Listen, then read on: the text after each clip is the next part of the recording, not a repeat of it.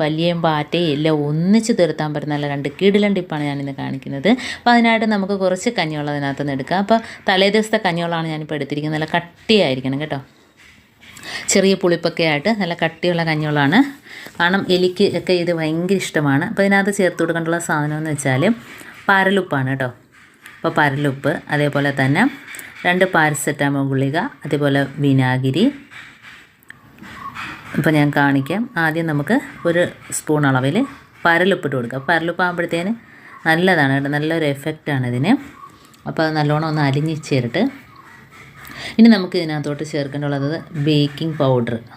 ഒരു 1/2 സ്പൂൺ അളവിൽ ബേക്കിംഗ് പൗഡറാണ് ഇട്ട് കൊടുക്കേണ്ടത്. ഇനി നമുക്ക് 2 പാരസെറ്റമോൾ ഗുളിക ഒന്ന് പൊടിച്ചിട്ട് ചേർത്ത് കൊടുക്കാം കേട്ടോ. അപ്പോൾ അതുകൂടെ ചേർത്ത് കൊടുത്തിട്ട് നല്ലോണം ഒന്ന് മിക്സ് ചെയ്ത് കൊടുക്കാം. അപ്പോൾ കണ്ടോ, ഇതേപോലെ മിക്സ് ചെയ്യുമ്പോഴത്തേന് തന്നെ ബേക്കിംഗ് പൗഡറും അതേപോലെ പാരസെറ്റാമോൾ ഗുളിക, വിനാഗിരി, പരലുപ്പ്, ഈ 4 സാധനങ്ങളാണ് ഇതിനകത്ത് ചേർത്തിട്ടുള്ളത്. അപ്പോൾ വീട്ടിലുള്ള നിസ്സാര സാധനങ്ങൾ മതി കേട്ടോ.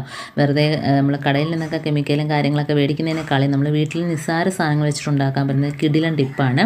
അപ്പോൾ വിനാഗിരിയും കൂടെ ഒഴിച്ചു കൊടുത്ത്, അപ്പോൾ ഇതിൻ്റെ അളവ് ഒട്ടും കുറയാൻ പാടില്ല, കൂടിയാലും കുഴപ്പമില്ല. കാരണം പാരസെറ്റാമോൾ ഗുളികയൊക്കെ 3-4 എടുത്താലും കുഴപ്പമൊന്നുമില്ല. അപ്പോൾ നമുക്ക് ഇതേപോലത്തെ ചിരട്ടയൊക്കെ ഉണ്ടെങ്കിൽ പുറത്ത് വെച്ച് കൊടുക്കാനായിട്ട് ഇത് പറ്റും കേട്ടോ. അപ്പോൾ അത് വന്ന് കുടിച്ചിട്ട് പോകും കണ്ടോ. അത് ഫുള്ളായിട്ട് അതൊന്ന് കുടിക്കും കേട്ടോ. പെരിച്ചാഴിയാണെങ്കിലും വലിയ എലികളൊക്കെ ആണെങ്കിൽ. ഇപ്പോൾ അകത്താണ് ശല്യമെങ്കിൽ നമുക്ക് ഇതേപോലെ തട്ടിനകത്തോ ഒക്കെ ഒഴിച്ച് നമുക്ക് വെച്ച് കൊടുക്കാവുന്നതേ ഉള്ളൂ. അതേപോലെ തന്നെ പല്ലി, പാറ്റ, ഉറുമ്പ്, എട്ടുക എല്ലാം ഇത് വന്ന് കുടിച്ചോളൂ കേട്ടോ. ഇത് നക്കിയിട്ട് അങ്ങ് പോയിക്കോളും. കാരണം ആ ഒരു കഞ്ഞിവെള്ളം ആയതുകൊണ്ട് ഇതെല്ലാവരും പാഴാക്കത്തില്ല, എല്ലാവരും വന്ന് അതങ്ങ് കുടിച്ചോളും. കുടിച്ചിട്ട് പോകുമ്പോഴത്തേനാണ് അതിന് വയറിന് എരിച്ചിലും വെപ്രാളമായിട്ട് അത് ഇവിടം വിട്ടങ്ങ് പോയിക്കോളും കേട്ടോ.